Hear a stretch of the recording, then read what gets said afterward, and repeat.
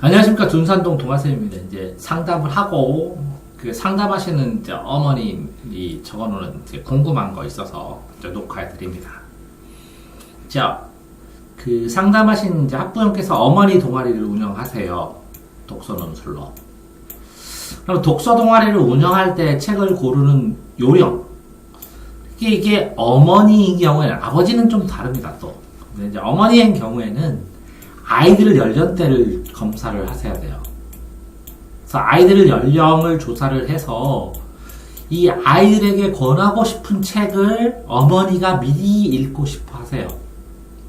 그러니까 아이들 연령대의 책을 정한 다음에 이걸 읽어 나가는데, 이 책을 예를 들어서 일례로 이게 어린 왕자라면 어린 왕자를 초등학교 때 읽는 법, 중학교 읽는 법, 고등학교 읽는 법, 이런 식으로 수업했을 때 가장 흥미를 많이 보입니다. 왜 그러냐? 내가 먼저 책을 읽고 아이에게 이 책을 권하고 싶어요, 학생에게. 근데 이제 학생이나 내 자녀에게, 학생이 자녀예요. 자녀에게 이 책을 권하고 싶은데 이 책의 가치를 본인이 잘 몰라요. 그렇기 때문에 이 책, 자녀에게 권하고 싶은 책의 가치를 발견했을 때, 그랬을 때 가장 흥미를 많이 보입니다. 그러니까 책을 고르는 요령은 첫 번째는 뭐냐? 뭐라고요? 자녀의 연령을 고려해라. 두 번째는 뭐냐? 이거를 한 연령뿐만 아니라 이렇게 성장함에 따라서 어떻게 읽혀야 되는지를 점검을 해라. 자, 그러면 이거를 보고 팁을 드리면 뭐냐면, 자, 토끼와 거북이가 있어요. 토끼와 거북이가 초등 때 보면, 끊임없이 노력을 하는 거북이는 언젠가는 이길 수 있어, 이렇게 얘기하지만, 중등 때 보면, 토끼하고 거북이가 경주를 하는데 어떻게 거북이가 이건 예외적인 환경이잖아. 예외적인 환경을 어떤 식으로 만들고 토끼는 왜 경주에 섰을까? 고등학교 때 되면 토끼와 거북이는 집권자들인 토끼들이 서민들한테 열심히 끊임없이 일해라 라는 동기유발을 위해서 만들지 않았나? 이런 것들까지 이렇게 연령별로 달라지는 그 책의 관점들을 비교해서 보는, 그러니까 어떤 책이든 이 책을 초등학생이 보는 춘향전과 중학생이 보는 춘향전과 고등학생이 보는 춘향전과 어른들이 보는 춘향전은 다를 수 있기 때문에 이런 변형되는 상황의 책들을 읽고 생각하는 것들을 공부시킬 수 있으면 굉장히 좋다라고 생각을 합니다. 두 번째, 독서 동아리를 이끌어갈 때 어떻게 하는 것이 가장 좋은가? 자, 독서 동아리를 할 때 강약, 중강약 이런 게 있습니다. 강약, 중간, 약. 자, 이렇게 부담스럽지 않은 것과 부담스러운 것과 덜 부담스러운 것들을 한 달의 계획으로 짜고 플러스 알파로 하나의 행사를 주면 4주나 5주의 계획이 짜입니다. 독서 동아리를 하는데 문제는 뭐냐? 독서 동아리를 이어나가고 틀을 잡아나가고 이 문제를 풀고 자료를 조사하고 이게 쉽지가 않습니다. 그 자료를 읽고 받아들이면서 수업을 받고 흐름을 갖고 발전을 되고 그 순간에 집중을 할 수 있을지언정 이 준비 자체가 쉽지 않다는 것이죠. 물론 준비를 좋아하는 사람도 있지만 준비한 과정이나 준비하는 유형이나 형태를 미리 다 보여주지 않으면 그걸 따라할 수가 없습니다. 그렇기 때문에 실제적으로 그렇게 했거든요. 독서 논술 지도사를 하게 되면 이 발문을 하는 방법조차 배워야만이 할 수가 있고 따라서 해봐야만이 할 수 있습니다. 문제를 발생시키는 것조차.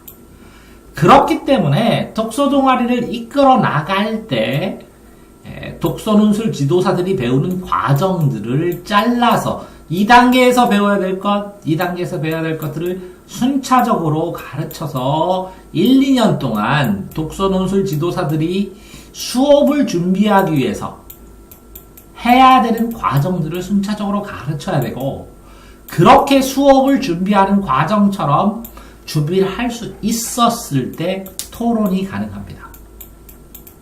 그러니까 이걸 순차적으로 잘라서 가르쳐 줘야 된다는 거죠. 하지만 강약, 주간약으로 해야 되죠. 자, 다음. 공부하기 싫어하는 아들에게 싫어하는 거죠. 생활에서부터 생활 학습으로 이끌 수 있는, 근데 쉽지 않다는 것이죠. 뭐 그러냐면 배우고 익힌 것이고 학습과 공부, 그러면 이게 천지인입니다. 이게 무릎 붙자되고 지압이 붙자되는데, 무릎 천지인을 연결시켜서 하늘과 땅, 사람의 소리를 배우는 게 공부거든요. 평생 공부를 해야 되는데 이 평생 공부는 글자만으로 끝나지는 않습니다. 책을 보든지 사례를 보든지 경험을 하든지 사람을 보든지 그림을 보든지 다 달라요. 근데 학습은 글자로 집중적으로 보통은 시험을 목적으로 합니다. 그러니까 쉽지 않다는 거죠. 학습으로 이끌 수 있는. 그러면 이 습관이란, 여기서 보면 학습 습관을 얘기하는 것 같아요. 그러면 좋아하는 것을 읽을 수 있도록, 좋아하는 것으로 볼 수 있도록, 그러면 좋아하는 것을 집중할 수 있도록 해야 되는데, 이게 아들이 만약에 게임을 집중한다고 쳐봐요. 게임을 서너 시간, 5시간, 6시간, 4시간, 5시간 집중한다고 쳐봐요. 그런데 이 4시간, 5시간을 공부를 하면 이 공부 근육과 또 게임 근육은 또 다르거든요. 그렇기 때문에 공부하기 싫어하는 아들. 자, 이게 실제적으로는 그렇습니다. 이게 싫어하는 이유. 학생이면 공부 다 잘하고 싶잖아요. 싫어하지 않습니다. 이렇게 싫어하는 이유를 찾아서 이 이유를 없애줘야 돼요. 그럼 기본이 모자라면 기본을 채울 수 있는. 그러니까 실제적으로 기본을 채울 수 있는 건 독서밖에 없습니다. 그러면 책을 읽게 해야 되는데, 그럼 책을 읽을 환경을 만들어줘야 되는데, 그럼 책을 읽는 것 외에는 다른 걸 할 수 없는 환경을 조성시켜야 돼요. 어릴 때. 그런데 아이가 커버리기는 쉽지 않죠. 이해됐나요? 네. TV도 안 나오고 컴퓨터도 할 수 없어. 근데 옆에는 책이 있어. 그럼 책 보게 돼요. 이런 외통수 환경을 조절하고 만들 수밖에 없는데, 그게 안 돼서 지나왔다면, 학생이 싫어할 수밖에 없는 이유들을 몇 가지 제해서 환경을 만들어주고, 환경 속에서 어느 정도 버티는 인내력 키우는 것 정도밖에 안 될지도 모르겠어요. 자, 책을 못 읽는 아이들은 책 읽게 하는 방법. 정말 힘들죠. 독서논술 수업을 하는데 5명이 수업을 하는데 1명은 못 읽어오고 4명은 읽어와요. 그런 경우에 어떻게 하느냐? 읽게 하는 방법이래요. 이 한 명을. 불가능하다는. 환경을 만들어줘야 되는데 그 환경을 이 가족에 영향을 줘서 이 부모가 하지 않으면 이 학생은 안 된다는 거죠. 그러면 요점 정리를 주든지 핵심사항을 주든지 아니면 토론했을 때 기본 정보라도 주셔야 된다는. 그래야 이 학생과 같이 토론을 하니까. 그러면 요 토론하는 기본 정보, 요점 정보를 주지 않고도 책 읽어오는 학생들이 있는데 이 학생들은 이게 필요 없느냐? 이거 필요하다는 거죠. 그런데 얘는 읽어왔는데도 부족하고 얘는 안 읽었는데 토론 잘하고 하는 걸 예방할 수 있도록 읽어온 학생이 조금 다를 수 있는 문제들을 선정을 해줘야죠. 그래서 읽은 게 효율성이 있다는 걸 자꾸 인식이 되도록. 하지만 읽지 않아서 불리하지만 그래도 참여는 할 수 있다라는 걸 만들 수밖에 없죠. 왜? 이 부모가 그 상황을 만들지 못하면 불가능합니다. 선물을 주던 아니면 어떻게 하던 책 읽기 자체도 생활이에요. 습관이고. 그러니까 생활과 습관을 바꿔줘야 되는데 방법이 그렇죠. 생활과 습관을 바꾸는 방법은 이 부모 상담을 할 수밖에 없어요. 근데 부모 상담은 안 와요. 부모 상담은 어떨 때 오냐? 상담사들 갔을 때 심각해질 때만 와요. 그러니까 부모가 부모된 준비를 덜 해요. 그걸 감수하고 얘를 가르칠 수가 없어요. 이 부모가 부모될 준비를 다 못하기 때문에 의뢰를 하는 거예요. 그렇기 때문에 어떻게든 이 아이를 끌고 가야 되고, 심지어는 이 아이들에서 남아서 책을 읽고 가게 하는 방법을 하던, 아니면 일찍 와서 책을 읽게 하는 방법을 하던, 이렇게 추가를 할 수밖에 없는데, 이걸 보너스로 하기엔 좀 그렇죠. 돈을 더 내라고 하든지 해야죠. 왜 이렇게까지 신경을 써야 되죠? 쉽지는 않아요. 자, 그렇기 때문에 수준이 달라요, 아이들은. 모든 수업을 하면서 A랑 A 그룹이 있고 B 그룹이 있으면 A 그룹은 A 하나, B 그룹은 B 하나가 이 전체에 영향을 줄 수도 있고, 어떤 상황에서는 A, B에서 하나, A-라는 사람이 모든 이 영향을 끌고 갈 수도 있고 그래요. 그러면 이 A는 잘해요. 이게 A 말고 여기에는 A와 여기는 B와 C와 D들이 성장할 수 있는 균형감. 말했을 때 설령 이 A, B, C, D를 이 A-가 모두 싹쓸이를 해서 정리를 할지언정 A, B, C가 발전하고 달라지고 찾아가는, 아니면 소통하는, 서로 이야기하고 자신을 표현할 수 있고 그 표현한 것에 대한 정당한 가치를 찾을 수 있도록 언급을 해줘야 돼. 어떤 아이가 나는 대통령이 될 거예요 라고 얘기했어, 엉뚱하게. A를 토론하는데.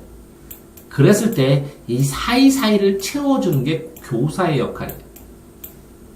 교사가 이걸 채워주니까 애가 대통령이 가단 안 돼도 중요이 아니라 내 말 자체가 가치가 있고 어떤 가치가 있고 그 사이에 무엇을 채워야 될지를 알잖아. 그러니까 교사가 아이들을 존중하는 게 중요하다. 존중하면서 그 아이의 입장에서 그걸 하려면 어떻게 해야 되는지의 단계. 그러면 요 A 알고 있어, A에도. 이 B 생각을 안 해봤어. C 이거 그냥 떡 했더니 아 내가 갖고 있는 이게 이것과 관련이 되는구나 라고 인식할 수 있게 정리를 해줘야 돼. 자, 고3 딸 어떻게 격려? 쉽지 않죠? 공부 수고했어 그러면 입에 발린 것 같고, 열심히 해라 그러면 갈구는 것 같고, 그래서 거의 방치를 하죠. 무서워요. 고3들은 모르겠지만 무서워하죠. 스트레스 안 받게 그냥 뒀더니 더 스트레스 받고, 방해만 하고 그러고, 이제 맛있는 거 주고 먹고 싶은 거 먹게 하고 원하는 거 하게 하고, 그럼 눈치 보는 것 같고 정말 힘들죠. 근데 이게 고3이에요. 이거 경험해보지 않으면 이걸 어떤 식으로 잔소리만 안 해도, 아이 입장에서 생각만 해도, 잔소리는 뭐라고요? 얘기를 했는데 아이가 설득이 안 나면 잔소리. 얘기를 했는데 아이가 들으면 난 설득한 거고. 그러니까 잔소리만 안 되면 돼요. 똑같아요. 아이가 공부를 안 되면 답답해갖고 이걸 해야 되는데 뻔히 보이죠. 뻔히 보이는데 이거 말할 수도 있고 안 할 수도 있고, 말해야 될까 말아야 될까 고민하죠. 누구나 다. 그런데 얘가 이걸 하는 걸 하면 이해 못할 뻔은 아니에요. 이렇게 안 되는 거. 그럼 그냥 쉬어 할 수 있는데, 쉬어 하면 계속 쉬고 눈치 보고, 네가 지금 이런 상태지만 지금 쉬어야 된다고 생각해. 그럼 현실을 인식해서 짚어주면서 방향성을 얘기해주는 거, 그렇지만 쉬어도 될 것 같아. 이게 쉽지 않죠. 전문가면 고3 한 번만 접하니까. 격려. 이게 시행착오를 덜 하려면 글자로 써주는 게 좋으실지도 모르겠어요. 글자로. 소통을 하기 시작하면 대화를 계속하고 누적을 했어. 그래서 그전에도 했고 지금도 했어. 그러면 좋겠지만 그래서 너한테 글자로 쓰라고는. 왜? 소통을 그전에 안 해갖고 날 이해 못해. 그럼 계속 써줘야 이해를 하지. 하나도 안 써놓고 나중에도 이해 못해. 여기 너 평생 나한테 이해 못했잖아. 그러려거든? 아니요. 그러니까 글자로 썼어요. 글로 써서 대화하는 거야. 그래서 소통의 창구를 누적해서 기록하고 늘어난다면 가능성이 있죠. 어떻게 해야 되는지. 토론할 때 반박자라는 거 똑같죠. 이거는 이제 굉장히 간단한데 A 입장을 정확하게 판단하고 A이지만 이건 아니야 하고 서술어만 바꾸면 끝나는데 실제적으로 토론을 할 때 그 팩트 사실을 얼마나 잘 정리하느냐의 문제지. 그쵸? 네가 이렇게 3시간 공부하는 거는 모자란다고 생각해. 3시간 공부하는 건 많이 한다고 생각해. 이 판단, 이 팩트 외에 판단은 다를 수 있어요. 이 팩트 정리를 못하죠. 토론할 때 보면 사람들이. 팩트를 더 구체적으로. 그러니까 무슨 얘기냐면 이렇게 편을 만들어서 이건 자연과학의 원리고 이건 인문과학의 원리면 이것이 아니야 그럼 일로 가요. 이것이 아니야 그럼 일로 가요. 결국에는 내가 토론을 할 때 이 팩트를 얼마나 더 사실을 사실을 얼마나 잘 정리하는 것이지 그거에 대한 판단 자체는 어떻게 해도 상관없죠. 그러니까 그 다음에 이 팩트를 바라보는 거. 산이 이렇게 됐죠. 이 산은 절벽으로 돼 있죠. 네. 팩트. 구름으로 돼 있죠. 네네. 둘 다 있죠. 네네. 이제 이거 바라보는 시각이나 각도를 연습하는 거예요. 시점에 따라서 바라보는 게 다 다른데 이 훈련이 덜 돼 있죠, 사람들은. 그래서 토론할 때 못 이기죠. 이 시점을 자유롭게 이동하는 사람한테. 이거를 뭐라고요? 논점 일탈이라고 그러고, 이걸 뭐라고요? 관심 전환이라고 그러고, 이걸 뭐라고요? 관점을 흔들어 버린다고 그러죠. 이거는 쉽지 않습니다. 연습을 좀 해야 되고. 자, 글을 잘 쓰게 하는 요령. 잘 쓴다 못 쓴다 저도 굉장히 오래 썼지만 잘 쓰지는 못합니다. 그러니까 자기 속마음을 써놓고 일반적으로 글쓰기의 갈래의 특성이 있어요. 형식. 왜? 사람들이 읽어야 되니까. 예를 들어서 서론, 본론, 결론이나 처음, 중간, 끝이나 수필의 구조라든가 간단한 이렇게 특성들을 공부를 해야 되는데 이렇게 특성을 공부하는 게 특정, 갈래의 특성을 공부하는 게 특정이고, 두 번째는 많이 쓰면서 요 쓴 거를 논술 수업 아이들 하다 보면 이렇게 써놓은 걸 고쳐 쓰라 그래요. 그럼 또 고쳐 쓰고 고쳐 써요.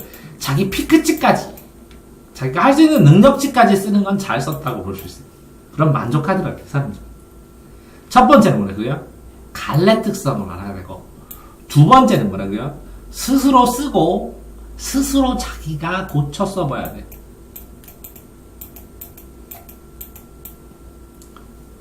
그 다음에 세 번째는 뭐 잘 쓰는 걸 따라 써보는 거고, 네 번째는 전문적으로 쓰는 방식이나 이런 것들을 공부하고 여러 가지가 있겠지만 글을 잘 쓰게 하는 요령에서 기초적으로 이 두 개 수준 이상을 넘어가지 못해요. 갈래별 특성을 파악하고 고쳐서 써보게 하고 본인이 어느 정도 이 갈래별 특성에 맞게 썼다 그러면 사람들이 잘 썼다 만족한다 이렇게 큰 욕심 없어요. 왜 그러냐면 여기는 작가적인 특성이고 작가 수준이고 여기는 일반인 수준이니까 이렇게 고쳐 써서 이 갈래별 고쳐 써서 더 이상 고쳐 쓸 수 없게 돼서 갈래별 특성을 이해하면 잘 읽게 돼요. 그 글을.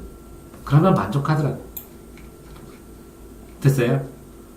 자, 그러니까 결국은 이 질문의 팩트가 뭐냐, 질문을 정리를 해보니까 이것도 이 수강생들이 뭘 원하느냐. 맞아요? 수강생이 뭘 원하느냐. 이거 뭐라고요? 수강생들의 활발한 토론을 위해서 뭐가 필요하냐. 이거는 상대방 딸이 뭘 원하느냐. 이거는 뭐라고요? 수강생들이 각자 요구가 뭐가 다르냐. 이거는 뭐라고요? 수강생들이 그죠? 서로 다를 때 어떻게 하느냐. 이거는 아들을 어떻게 하면 되냐. 이거는 뭐라고? 수강생들이 바라는 게 뭘까? 이것도 뭐라고요? 수강생들이 지금 이분 질문하는 분은 뭐라고 있어요? 강사들은 공부를 하면 첫 번째는 자기 교재를 공부해요. 그런 다음에 두 번째는 수강생을 공부해요. 세 번째는 이 수강생의 부모들이나 자식, 이 지인들을 공부해요. 수강생이 어리면 부모, 수강생이 늘리면 자녀. 이해되세요? 지인들을 공부해요. 그 다음에는 나중에는 자기 자신을 공부해요, 강사는. 그러면 이렇게 공부하는 과정 속에서 교재 공부는 끝나셨고, 이걸 수강생의 특성에 맞게 어떻게 구성할지를 공부를 하시는 거예요. 나중에는 이 수강생들과 파생된 사람들에게 어떤 영향을 미칠지를 공부하시게 되고, 그러다 보면 스스로의 강의가 어땠는지를 완성을 하고 공부를 하게 되는데, 이 단계에 올라오신 거예요. 이건 뭐라고요? 굉장히 경험에 의해서 차이가 많이 나요. 그러면 경험을 하시면서 이걸 뭐라 그래요? 피드백에서 다 적어놓고 이걸 분석해보면서 어떨 때 수강생들이 가장 좋아했는지를 누적시켜 놓고서 찾아가는 거예요. 그래서 이때는 강사가 강사를 만드는데, 이때는 뭐라고요? 수강생이 강사를 만들고, 이거는 뭐라고요? 풍문이나 소문이 강사를 만들고, 이거는 뭐라고요? 강사가 자기 인생을 정리하는 끈질긴 노력에 의해서 달성하는. 그러니까 뭐라고요? 어떤 A를 하던 B를 하던 C를 하던 그거를 한 다음에 그것들을 다 누적시켜서 적용하고 정리해서 피드백해서 발전시켜야 되는 단계까지 오셨다. 이런 질문의 공통점이 그렇습니다. 성산동 동아쌤입니다.